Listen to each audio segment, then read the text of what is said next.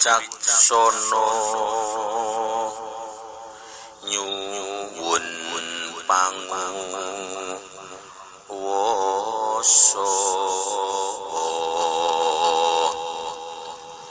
kangge tumindake satriya sejati kula nyuwun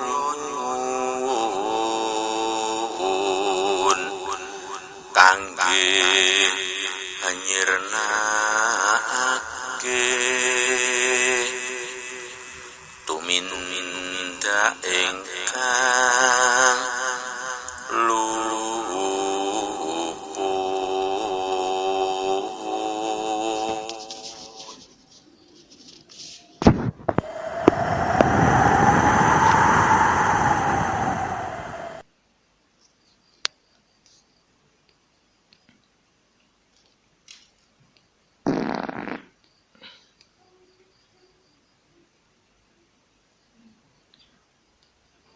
Assalamualaikum warahmatullahi wabarakatuh.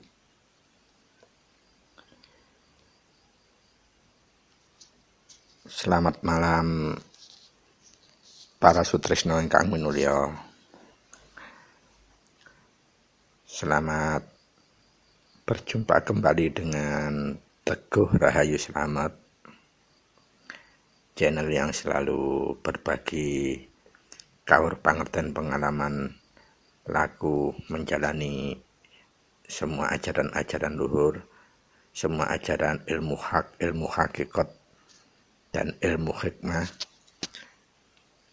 Semoga perjumpaan kita di malam hari ini selalu kalimpahan anugerah yang kian agung dari Allah Subhanahu wa Ta'ala, dari Gusti ingkang Maha Suci, dari Tuhan yang Maha Esa, Tuhan yang Maha Kuasa. Dan semoga perjumpaan kita tetap selalu membawakan manfaat, miguno, serta mahanani dalam segala hal, khususnya selalu bisa membawakan tema serta berbagi sesuatu yang bermanfaat serta miguno mahanani bagi kita semua sekeluarga.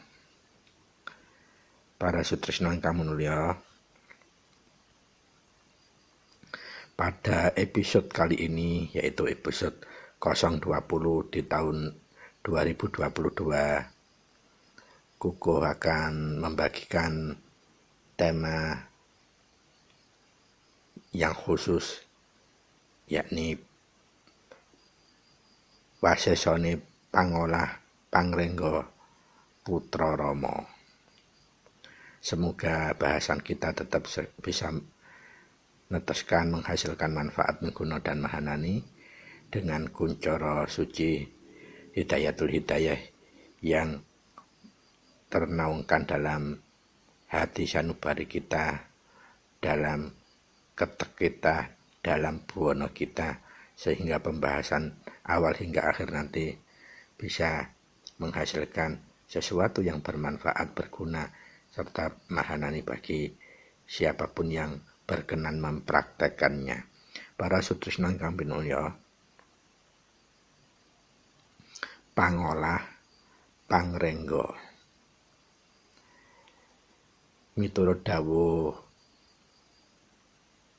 Rama Heru Cakrasemana,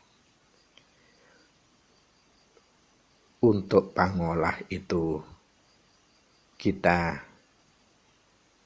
menggunakan mijil, dan untuk laku pangringga kita selaku putra dengan cara lelatihnya cegadahar kelawan guling.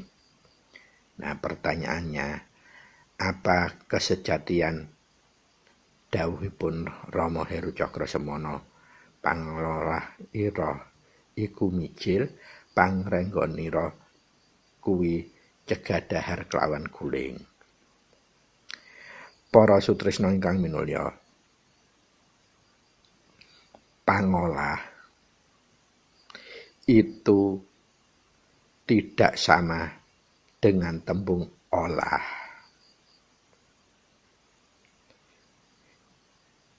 Kalau olah atau angolah itu maksudnya kita mengambil bahan atau keadaan dari luar atau bahan dari nyoba atau dari luar.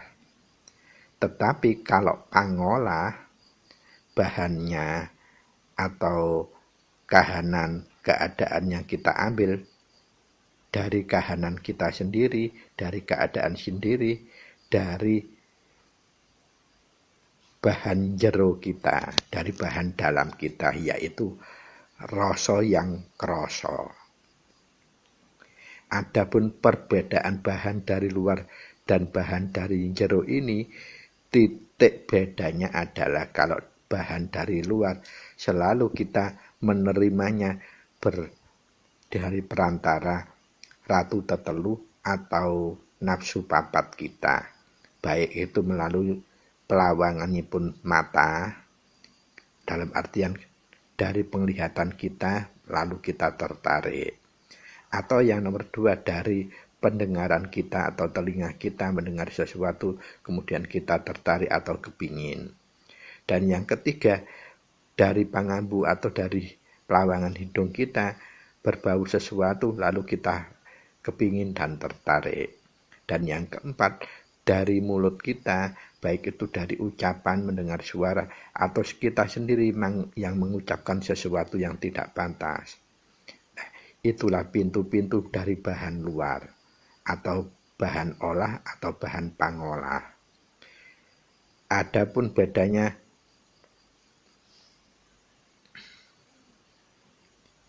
bahan olah atau angolah dengan pangolah. Kalau pangolah kita kroso dari rasa kita dulu.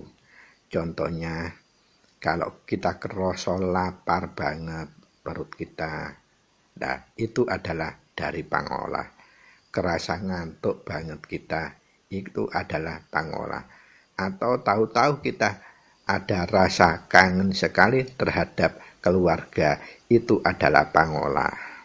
Jadi bahan yang bisa jadi pelawangannya adalah rasa. Kalau olah dan angolah, bahan pelawangannya adalah dari luar atau nafsu tetelu atau nafsu papat kita. Ratu tetelu yaitu panca indera, angen-angen atau budi pakerti, atau nafsu papat kita mulai dari pelawangan mata, pelawangan hidung, pelawangan kuping, pelawangan mulut. Itu beda dari esensial tembung olah atau angolah dengan tembung pangolah.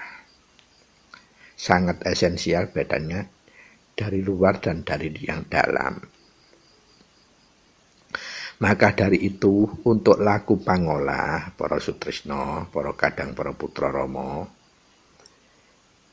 adalah kalebu laku yang mlebu atau laku gulung. Ateges nganut miturut panrimaning rasa kita sendiri atau bahan dari dalam kita sendiri, kahanan kita sendiri. Sedangkan laku angolah atau olah itu pelawangannya kita menerimanya pertamanya lewat dari nafsu papat kita, pangindra kita, atau budi pakerti kita, atau bahkan angen-angen kita. Jadi sangat bertolak belakang. Awal mula kita terimanya kalau pangolah dari rasa yang krasa, kalau olah atau angolah dari ratu tetelu, yaitu atau dari angen-angen, budi pakerti, atau ponco indra kita, atau nafsu papat kita.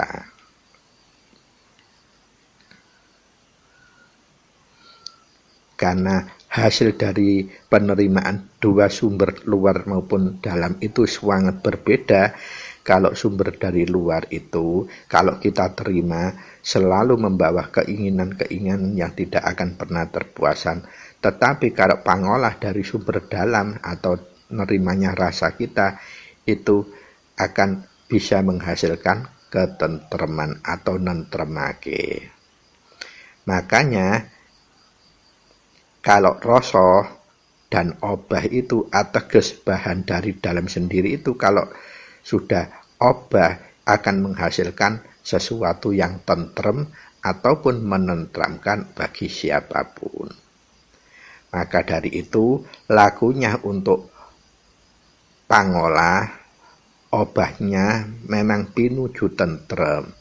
Lakunya dari krasa, kemudian kita rumangsa. Setelah rumangsa bisa menghasilkan endingnya angrasakake atau membuktikan atau pasaksen. Suatu contoh, kita krewasa banget ngantuk. Dan hasilnya kita akan ngerasakake rumangsa bener-bener gak kuat ngantuk. Kita ikuti tidur, maka kita akan membuktikan ngerasakake tentrem.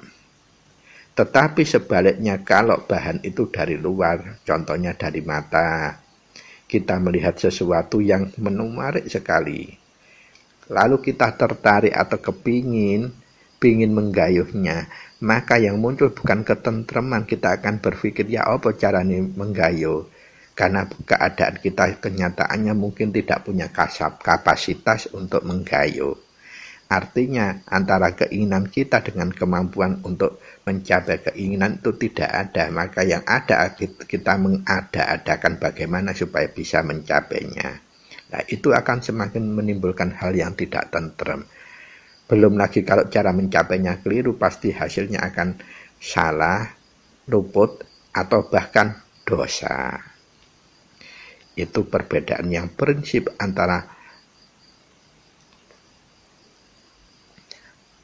ngolah atau angolah dengan pangolah.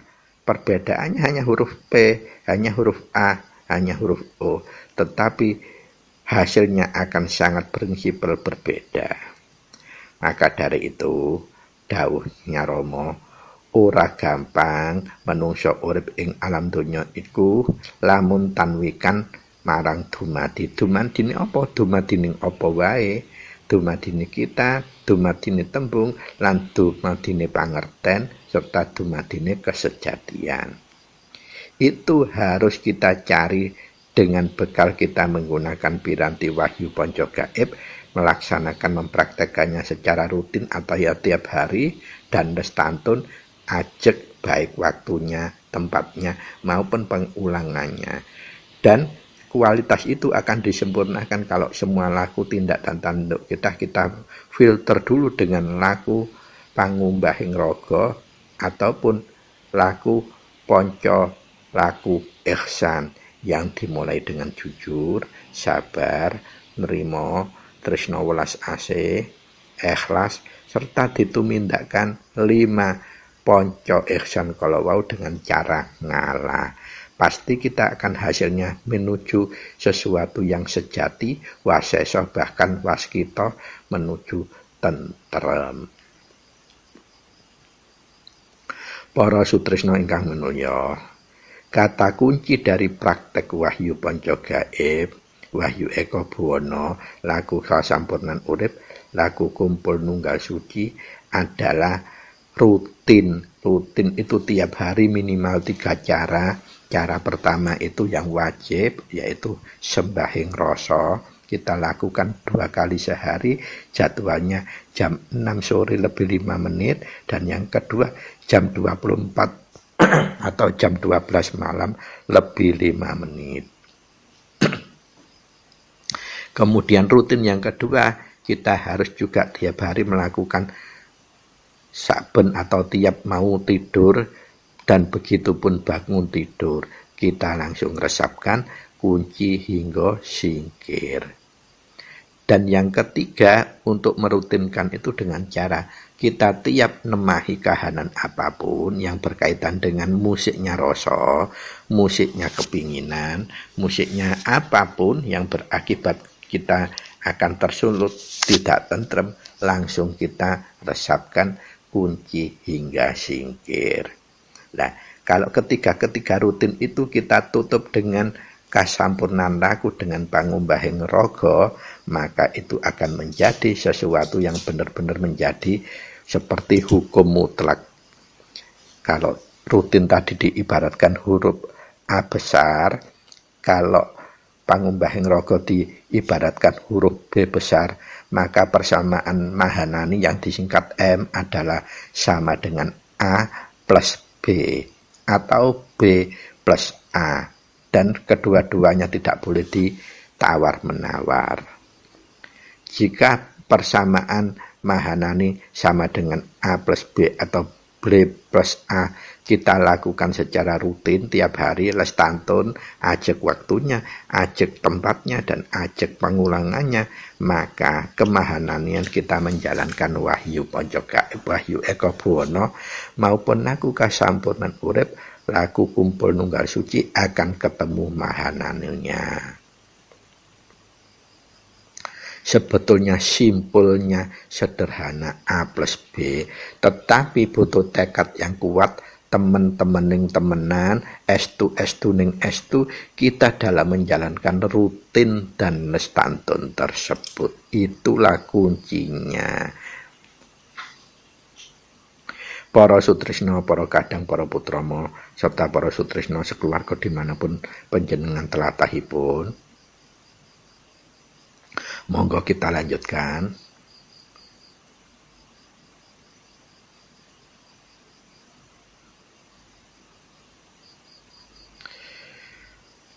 Semua pangolah kita itu harus didahului dengan mijil.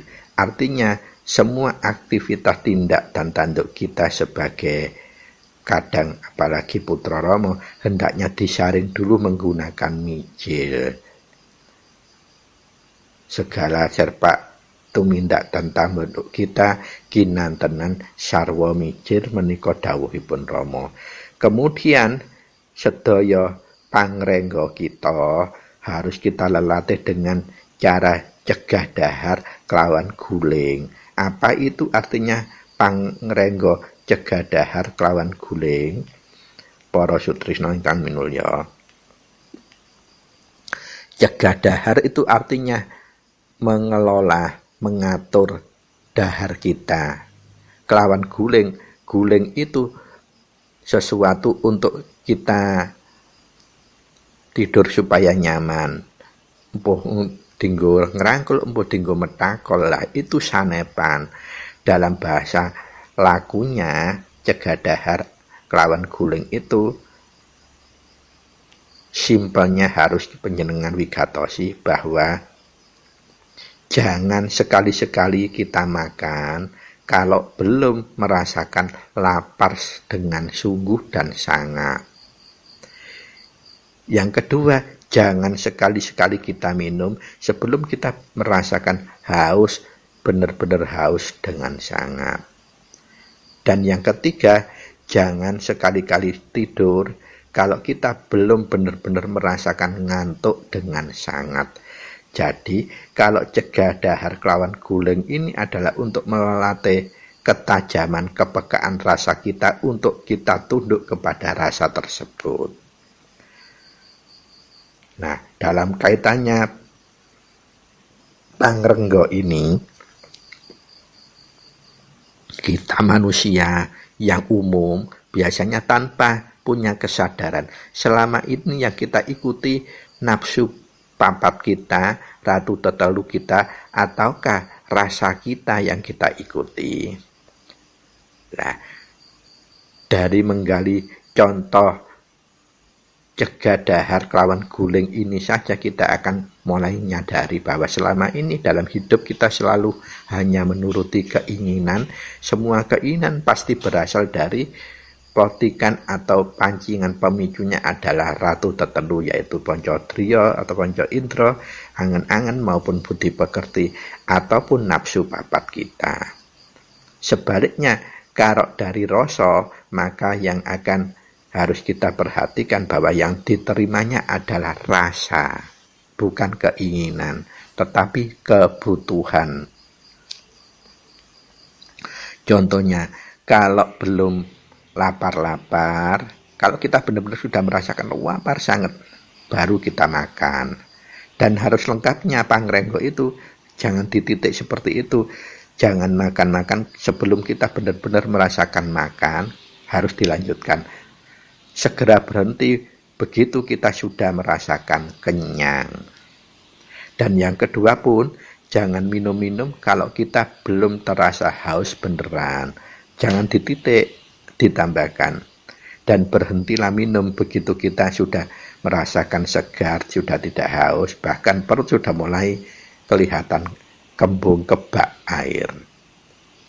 Dan yang ketiga, jangan tidur-tidur sebelum kita merasakan ngantuk, benar-benar ngantuk. Dan begitu kita ngelilir, sebaiknya kita langsung bangun cekekal dulu. Kita matrap, kunci hingga singkir. Begitu selesai aktivitas apa adanya dulu. Kalau itu nanti muncul ngantuk lagi, boleh tertidur. Tetapi begitu kalau kita ngelilir, jangan biasakan langsung melanjutkan tidur. Itu tidak boleh. Karena sudah tergolong bangun tidur, biasakan untuk rutin dan lestantun, patrapkan kunci hingga singkir. Begitu kita aktivitas formalitas, ngantuk lagi, lanjutkan tidur. Tetapi kita tetap mengingat waktu. Lah waktunya wis wayahe makat ya kita tetap tidur, itu juga tidak boleh. Kita melupakan rasa, melupakan kewajiban sehingga. Jadi pada intinya antara pangolah, pangrenggo ini untuk melatih ketaatan kepatuhan kita kepada rasa. Kalau rasa itu pemberian mutlak kebenaran langsung dari Gusti ingkang Maha Benar, Gusti ingkang Maha Suci, Gusti ingkang Maha Welas, dan Gusti ingkang Maha Asih, dan Gusti ingkang Maha Kuwasa.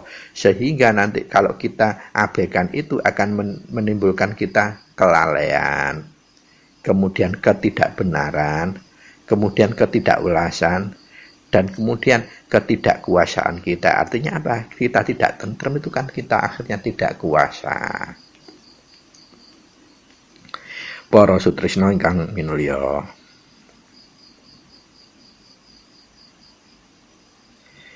pada intinya kenapa kita harus pangolah semua aktivitas kita itu harus difilter dengan mijil atau laku kesejatian wahyu panca gaib ingkang angka sekawan.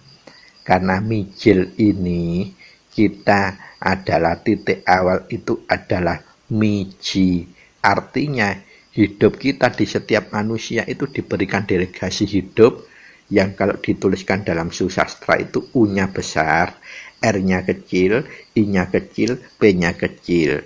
Atau hurip, atau ditulis kalau hidup hanya besar, I-nya kecil, D-nya kecil, U-nya kecil, P-nya kecil. Nah, itulah daya hidup kehidupan yang didelegasikan awal yang diberikan saat ditiupkan roh itu dalam janin manusia 4 bulan kandungan. Dan urip atau hidup itu tersebut yang hanya huruf besarnya di depan saja itu adalah tita kodrat irodat manusia, atau bahasa industrinya adalah spesifikasi bagi masing-masing manusia.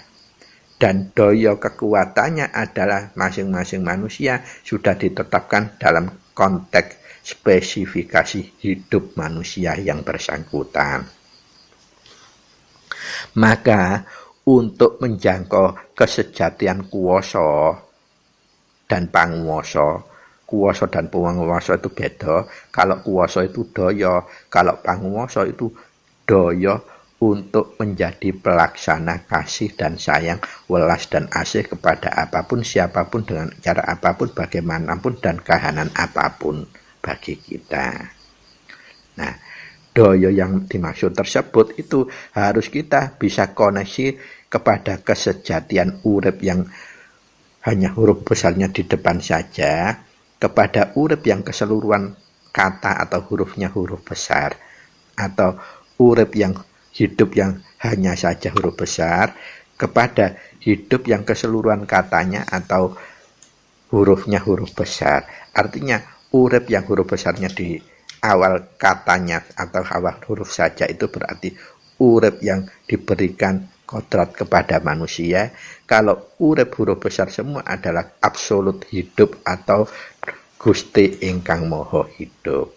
Maka dalam mijil itu ada unen-unen yang disebut panjenengan ingsun, yaitu dari hidup yang huruf besar di awal katanya, awal hurufnya saja menjadi miji kepada hidup yang tulisan hidup huruf besar semua, artinya yang maha hidup. Jadi kita harus menyawiji dulu dengan zat yang maha mutlak, maha hidup. Sehingga kekuatan doyonya adalah mutlak juga. Dan maka dari itulah harus disambat dengan cara mijil. Panjenengan ingsun setelah miji, mijilo. Mijilo yang arti kedua adalah keluaro, medalo doyoe. Nah itu ateges kita pamit dan nyuwun diberikan doyo seperti itu. Sehingga kalau dilengkapi panjenengan ingsun mijilo,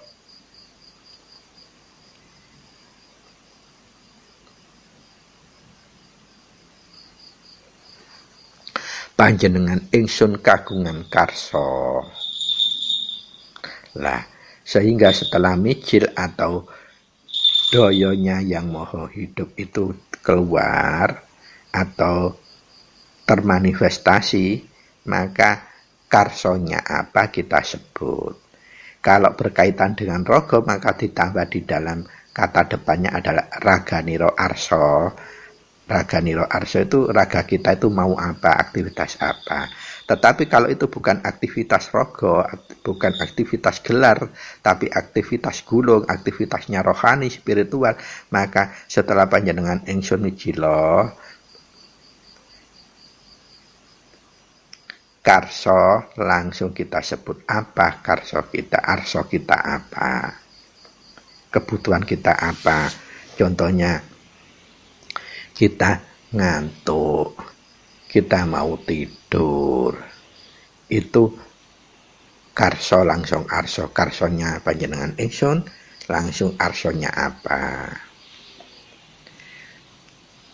Titik balik dari kegiatan rogo dan karsanya hidup, karsanya rasa itu beda banget. Kalau karsanya hidup, artinya tumindaipun spiritual, tumindaipun rasa, tumindaipun rohani, itu tidak tampak dengan geraknya rogo. Tetapi pinujunya juga kepada ketentreman. Kemudian kalau raganiro arso menika kegiatannya rogo, nanti pintunya bukan hanya ketentreman, keselamatan gerak kita rogo. Dipilihkan jalan yang selamat. Contohnya asmo kita sebut unanipun mijil, panjenengan ingsun kagungan karso, raganiro arso, makaryo dateng titik-titik tempat tujuan. Kan kita belum nyampe tempat tujuan, berarti kan nanti ada gerak raga. Setelah dimijil kan kita nerima dawuh atau jawaban yang kita ikuti, pasti itu sudah dipilihkan. Jalan kita sudah diayomi, langkah kita sudah diayomi, sehingga nyampe tujuan itu dengan selamat ataupun tidak ada halangan apapun. Jadi untuk pangolah niro adalah mijil itu maksudnya Gusti ingkang Maha Suci, maksudnya Tuhan yang Maha Esa, Tuhan yang Maha Welas Asih kepada kita manusia, supaya dalam kita menjalankan tindakan rogo maupun tindakan rohani, tindakan spiritual kita ini, supaya nanti selamat dan tentrem, tidak ada halangan. Itu intinya. Kemudian untuk pangrenggo kita dengan cara cegah dahar kelawan guling. Cegah dahar tadi artinya jangan makan-makan sebelum kita merasakan benar-benar lapar, dan keburu berhentilah begitu kita sudah merasakan kenyang. Jangan minum-minum sebelum kita merasakan haus sungguh, dan berhentilah minum begitu kita merasakan sudah tidak haus. Dan Yang terakhir angka 3, janganlah tidur-tidur kalau kita belum ngantuk beneran. Dan berhentilah panjenengan tidur begitu ngelilir bangun, langsung resapkan wahyu ponco gaib, mulai kunci sampai singkir, lalu aktivitas formal untuk menggugurkan bangun tadi, kalau ngantuk lagi baru boleh dilanjutkan. Itu tata caranya pangrenggo kita cegah dahar kelawan guling. Kalau terbiasaan tertib ini kita lakukan, maka rasa kita semakin tajam, semakin wasis, semakin bisa sasmitoning urip kita menjadi waskita. Jadi wasis ya awas. Sehingga kalau ada kejadian apapun, sekecil apapun, rasa kita langsung paham, menerima isyarat itu.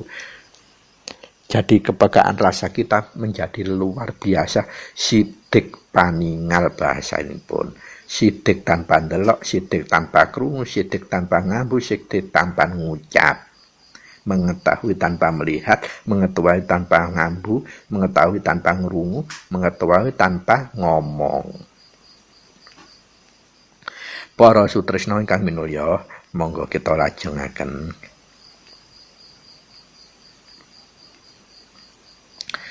Pangolah dan pangrenggo ini dalam kesimpulannya untuk melatih kepekaan rasa kita melatih tanda-tanda yang diberikan oleh rasa kita supaya paham, tanggap, waseso, waskita terhadap kahanan apapun yang akan kita terima atau yang kita hadapi.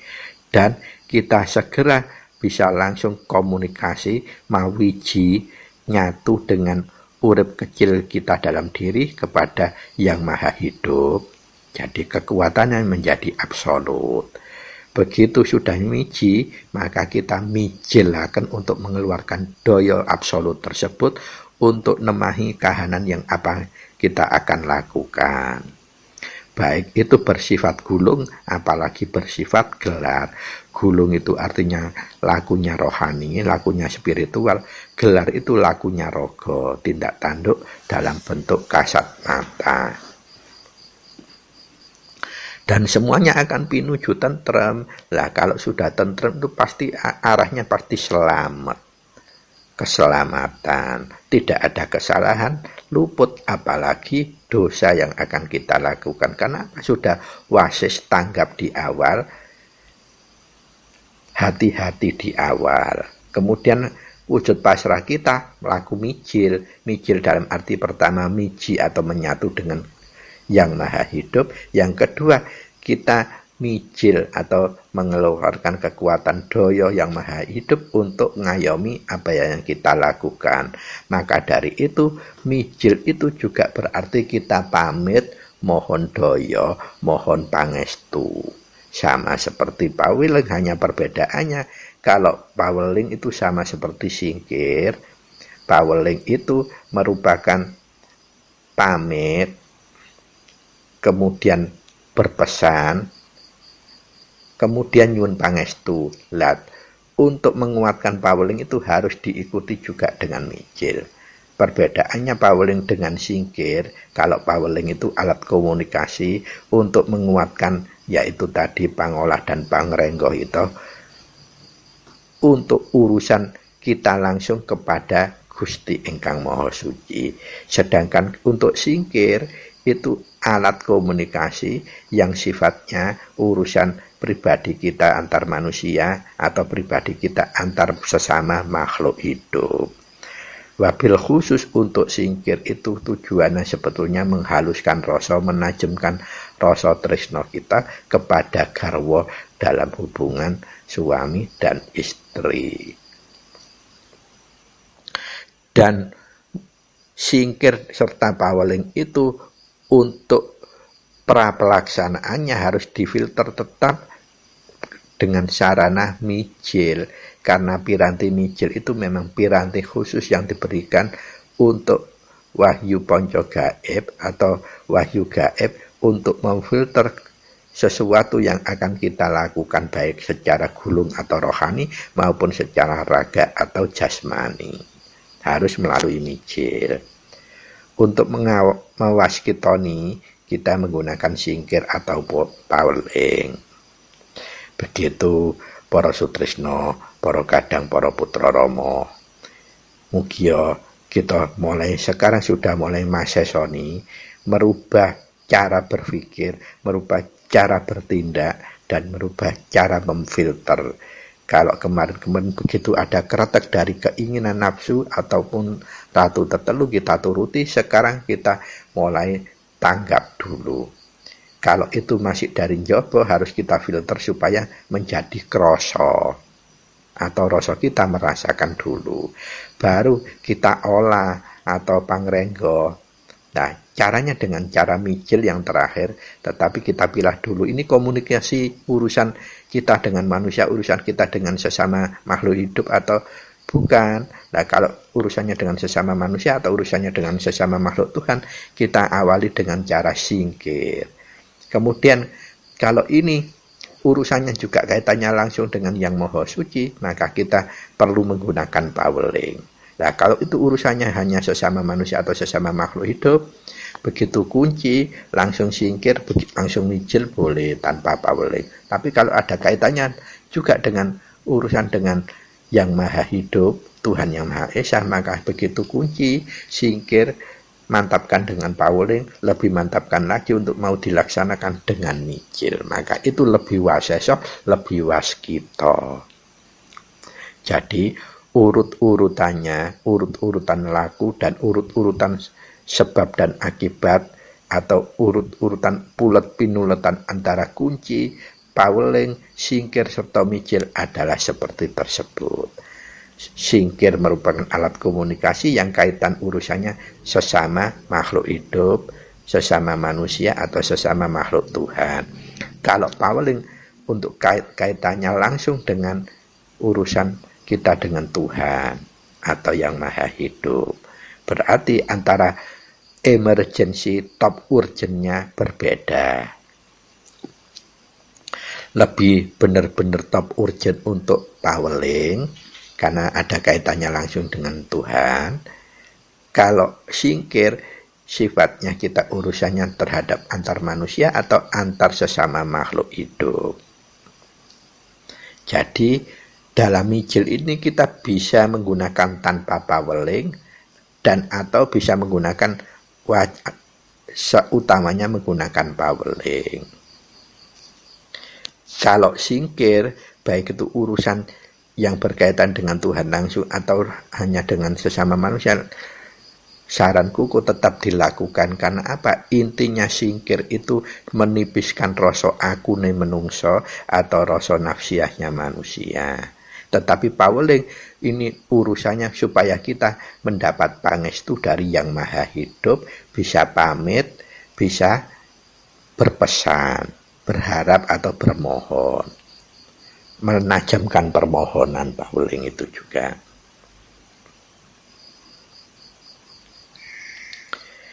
Para sutresna ingkang minulya, monggo kita lajengaken. Intinya ketanggapan kita yang sumber utamanya kalau dari luar itu pasti dari, kalau tidak dari ponco indra, dari angen-angen atau budi pakerti yang hasil dari kalau sudah kita terima pasti menimbulkan keinginan.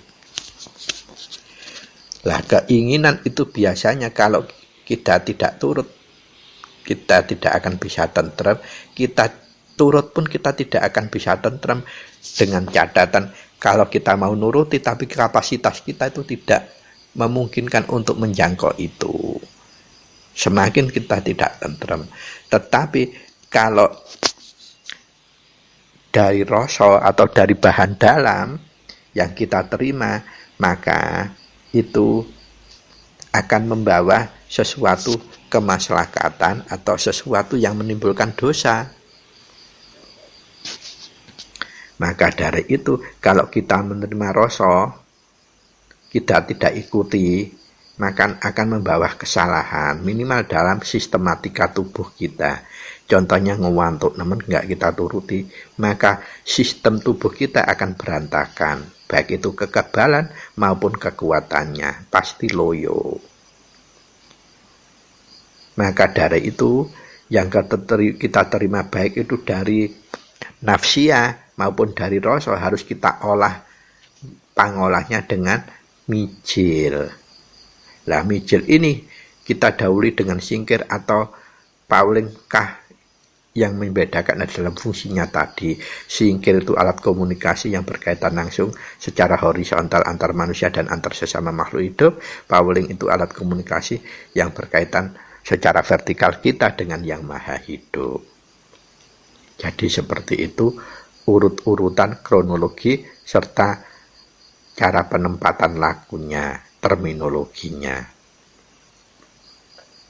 Maka dari itu, jika rasa yang kita terima itu kita abaikan dan kita sebaliknya hanya menuruti semua keinginan yang dari nafsu, maka hidup kita akan tidak mahanani.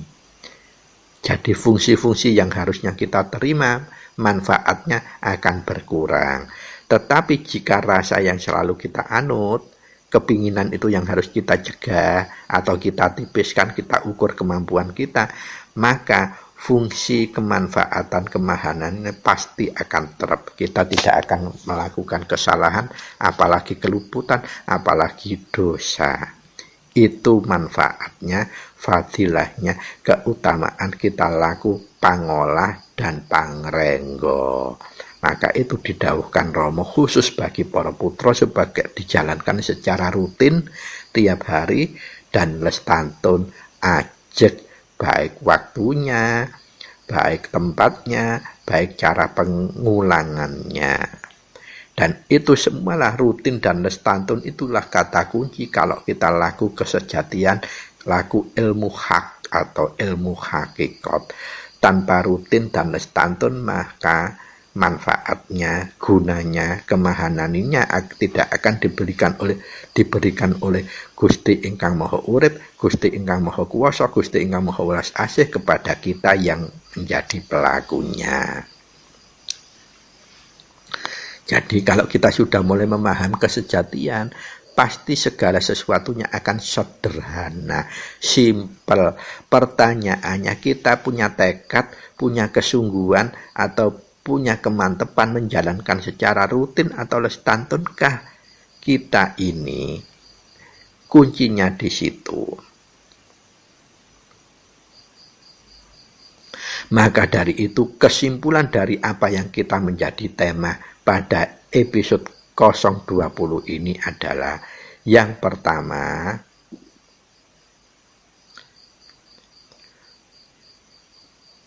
supaya kita bisa tanggap terhadap hidup kita menuju tentrem serta rasa kita pekah dan tajam, maka cara yang cuman dua ini yang harus secara yang efektif untuk bisa kita lakukan. Yang pertama dengan cara pangolah, yaitu kelawan segala semua aktivitas yang akan kita lakukan, harus kita dahului dengan cara laku mijil.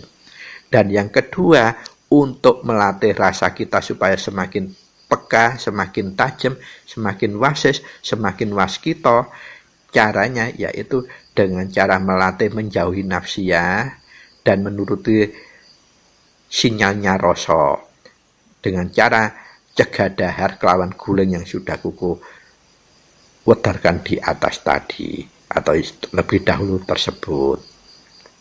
Nah, kalau kita sudah bisa melakukan dua hal ini, fa insya Allah apa yang kita lakukan, semua aktivitas kita baik gulung maupun gelar akan tertata sendiri oleh kemahananian wahyu ponco gaib yang diberikan Tuhan yang Maha Esa kepada kita, Tuhan yang Maha Kuasa kepada kita, Tuhan yang Maha Welas dan Asih kepada kita. Kalau kita mau menjalankan secara rutin dan lestantun, maka hidup kita akan tertata secara otomatis, tercapai secara otomatis tanpa kita merasakan rasa berat atau rasa abot.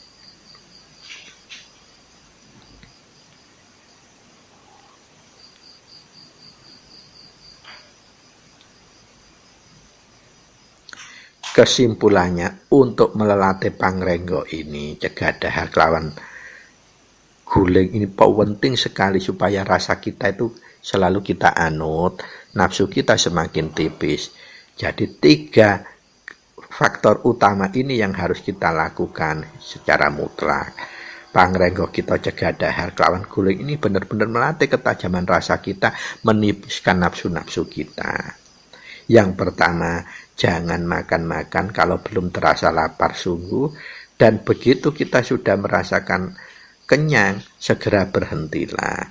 Yang kedua, jangan minum-minum kalau kita belum haus sungguh, dan begitu kita sudah merasakan tidak haus atau kembung kita sudah tidak terasa terlalu penuh air, langsung berhentilah. Dan yang ketiga, jangan tidur-tidur sebelum rasa ngantuk itu benar-benar terasa atau ngantuk sungguh. Begitu kita sudah tidur ngelilir, langsung bangunlah untuk menerapkan wahyu ponco gaib ini. Dan syarat membatalkannya, beraktivitaslah apapun supaya nanti muncul ngantuk lagi. Begitu kita aktivitas dulu, setelah kita bangun dan meresapkan wahyu ponco gaib, maka tidur lagi tidak apa-apa karena sudah dibatalkan dengan cara aktivitas formalnya apa. Sehingga rasa kita tidak kelerep oleh keinginan lagi. Tapi kalau begitu kita ngelilir, tidak langsung bangun untuk melafadzkan, meresapkan kunci, terus tidak didahului dengan ditambah lagi dengan aktivitas formal seadanya, maka itu kategori kita sudah tetap mengikuti keinginan nafsiyah kita, yaitu apa, nuruti tutru to'ae. Dan itu akan mematikan rasa kalau pangrenggo cegadahar kelawan guling ini kita tidak rutin dan ajak melakukan, rutin dan lestantun melakukan, maka rasa kita tidak peka, terus nafsu kita akan semakin mendominasi semua gerak langkah kita.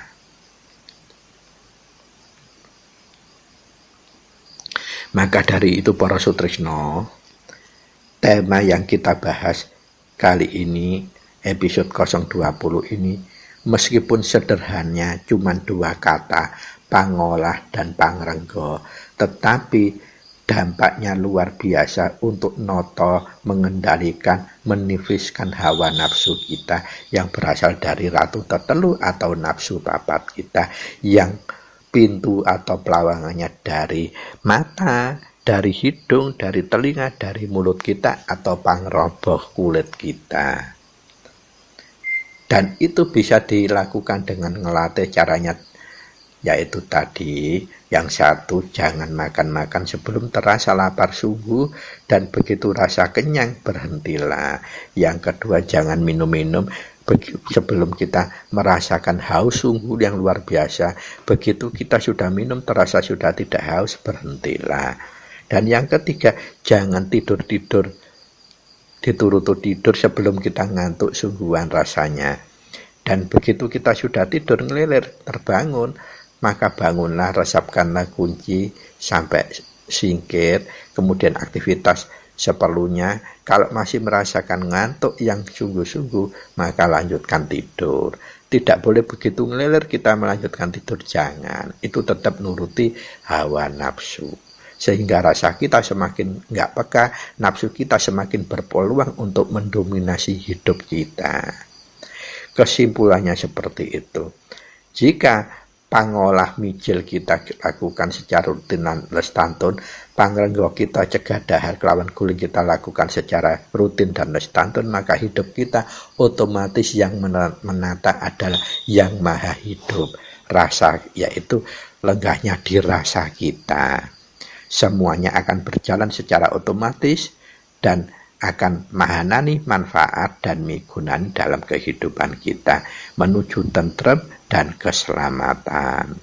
Maka dari itu para sutrisno, para kadang, para putra lomo, kuku wastani sampun cekap apa yang harus kita kuku aturkan yang berkaitan dengan pangolah dan pangrenggo ini sangat luar biasa untuk menata kehidupan kita, gerak dan laku kita baik yang gulung maupun yang gelar, menuju ketentreman, menuju keselamatan, menuju palelo atau nedyonya Gusti ingkang Maha Suci, ridhonya Allah Subhanahu wa taala.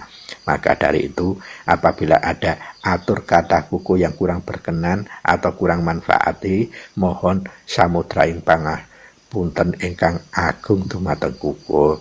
Keranten menawi wonten salah atur ucap kuku, pasti itu berasal dari murni pribadi kuku yang dhaif, yang hina ini. Apabila ada atur ucap kuku yang manfaat mingguno lan mahanani, sungguh itu estu hanya dari Gusti ingkang Maha Suci, berupa kaum cara sucinya yang kebetulan hanya dilewatkan dari kuku saja. Maka dari itu kurang lebihnya mohon maaf. Terima kasih untuk segala perhatiannya. Billahi taufiq wal hidayah wa birita wal inayah. Wassalamualaikum warahmatullahi wabarakatuh. Matur nuwun, terima kasih. Sugeng kepanggihan malih ing edisi salajengipun.